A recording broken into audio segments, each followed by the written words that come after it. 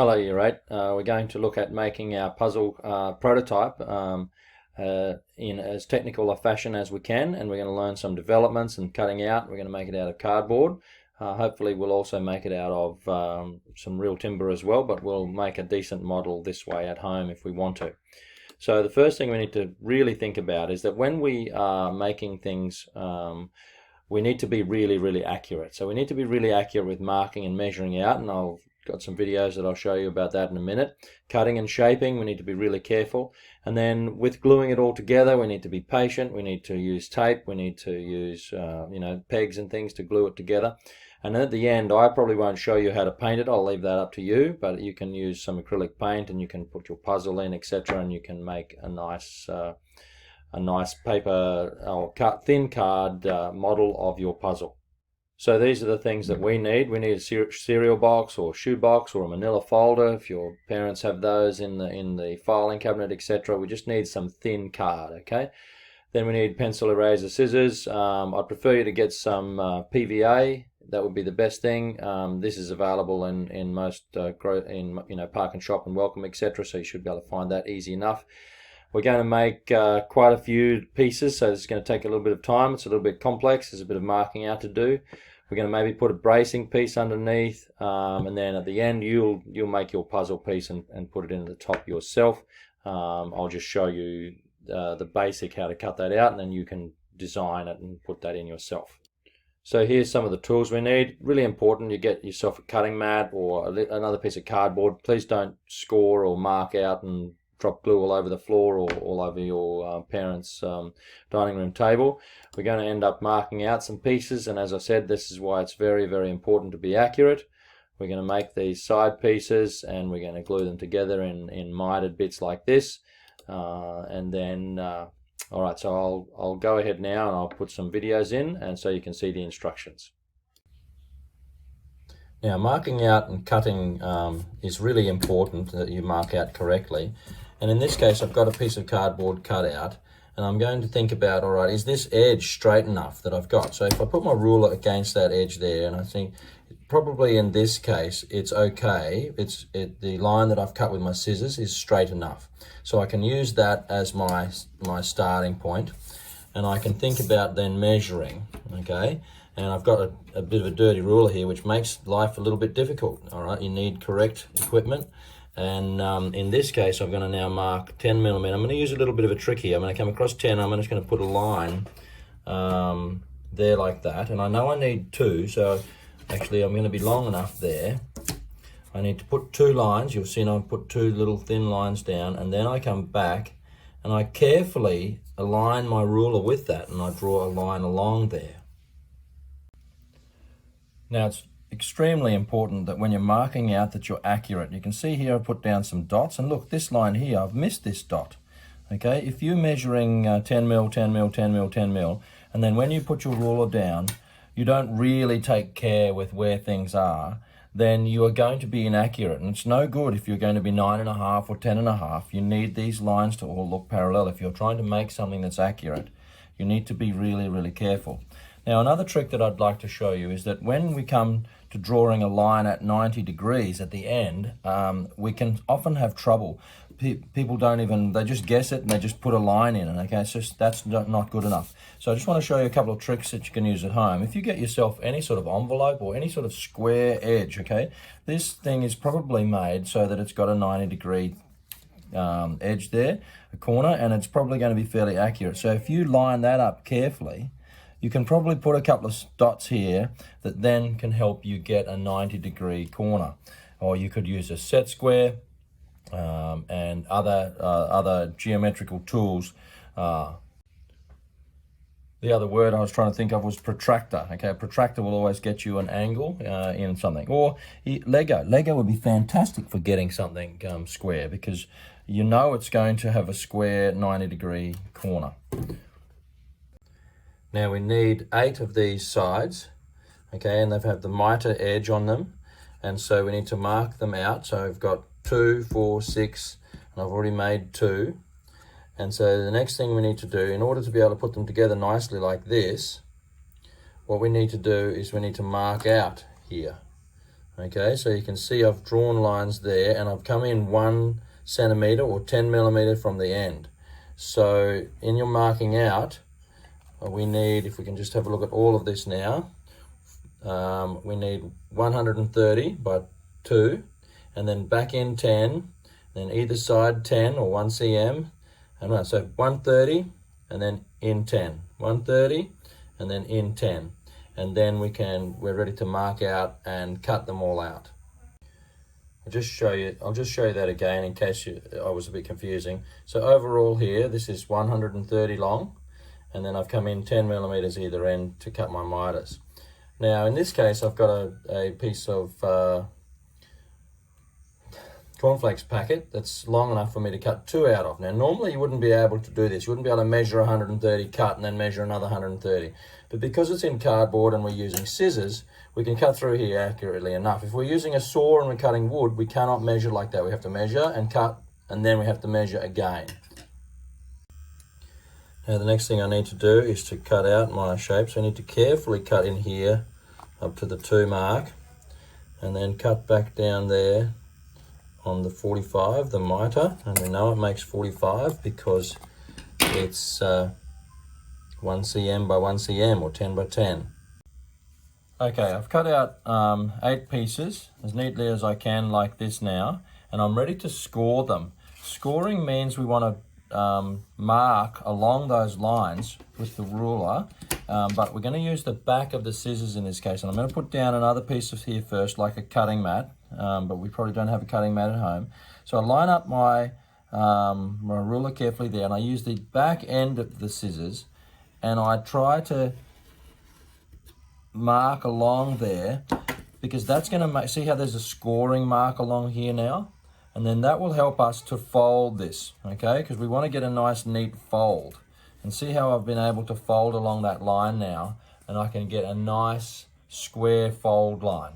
And that's how we can actually end up getting a nice square section.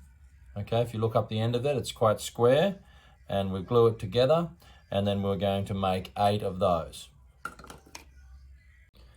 Now, as you're taping these together, what you want to do is you want to put the tape on that side, hold it carefully, and then you want to pull the tape down with tension so that you actually get the thing to glue together. And you may need to put your scissors in here a bit and just push that down so that you know that it's gluing on all the surfaces. Okay, one thing that I just found making this is after you fold it all up, and I told you a minute ago, maybe you could chop that last bit off to make it fit in. It's not a square. If we chop this one off here and then we poke it in and then glue it together, it helps it actually become unsquare. So we don't want to chop anything off. We want to just keep it like that, glue down this edge, and then tape it up like I have here. Okay, once we've made our 8 side pieces, we need to cut out 2 130 by 130 base plates and middle plates. Okay, so we need 2 of these. But I just want to talk to you for a second. When you cut these out, don't cut it out of the middle. A lot of people will get a piece of material and then they'll draw their square in the middle, and then they'll chop it out of the middle and they'll waste all this material around the outside. You save a cut if you put the cut along the edge here. And remember also to be really concentrating on getting 90-degree corners, because by getting a 90-degree corner, you increase the accuracy of your final product dramatically. So be careful with how you're marking out. Use your ruler and pencil accurately and measure right up to the millimeters, not just close enough. Okay, after it's dried, you can take the masking tape off. That's the whole purpose of masking tape. It's actually just designed to be a temporary hold together. Okay, so if we take the masking tape off, we then don't have this extra little bit of material that makes our job inaccurate.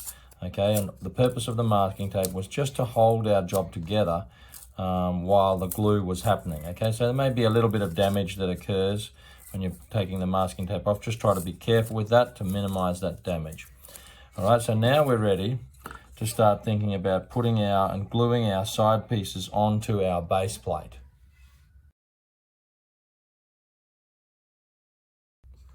Now I'm worried that in the middle here, when I put my middle piece, which is the part where I place my puzzle on top of, that will be bendable. So I'm going to make a little bracing piece, 110, and I'm going to fold that up and glue that down in the middle here.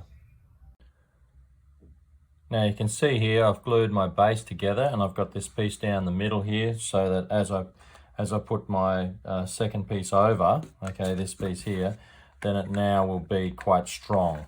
So that piece at the base is just all there to hold the top piece up. So then I need a second one without the middle in it. So now I'm going to go ahead and I'm going to glue these ones on here like this. Now one little trick is if you're working inaccurately, you see this piece here, it's actually got quite a bit of wind in it.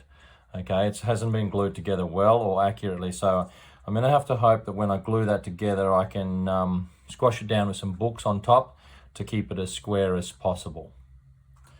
So in order to glue those now, I just need to get my glue on each piece, and it's really advisable when you're gluing to just rub it with your finger so that it covers all the surfaces, and then put it down as accurately as you can. And you can see that's the piece I was talking about. We get this next one on.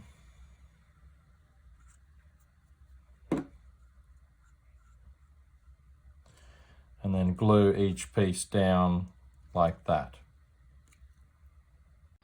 Okay, in fact, I've actually found that in order to keep these pieces down nice and tight, I've gone around and I've put some masking tape on in certain places to keep it there. So good luck, work with accuracy. And that's the top piece, and now we'll put that, we'll just wait for that to dry. I'll put some books on that now, and then I'll glue that on top of this one. And I've unfortunately made a mistake here in that this one was the most accurate with the corners, but the one that's going to be sitting on top and it's going to be visible to everyone is going to be this one. So I'll put some glue around here after this, and I'll glue that onto there. Now the last thing I want to do is I want to get some fatter cardboard. So I've just gone searching around the house and I've found some thicker cardboard because I want my puzzle piece to actually have some thickness so I can put it in and out of my base nicely. So I've marked out 110 by 110 square on this thicker piece of cardboard, and I'm going to cut that out. And then I've just gone and I've got a picture from the newspaper, and I'll glue that onto here. You will actually, in your case, you'll be designing your puzzle on here, but just so that I can show you, I'll glue this onto here, and then I'll cut it out, and we'll have our puzzle to insert inside our top raised plate. I'm a fairly sort of geometric sort of person, so I've gone onto the back of my puzzle here now, and got it ready to cut up. So now I can just follow through on those ones, and carefully not to cut that one. I probably should have cut this line first. Finish that one off, and I'll just keep cutting out now, and I can then cut out all of my puzzle and it will appear.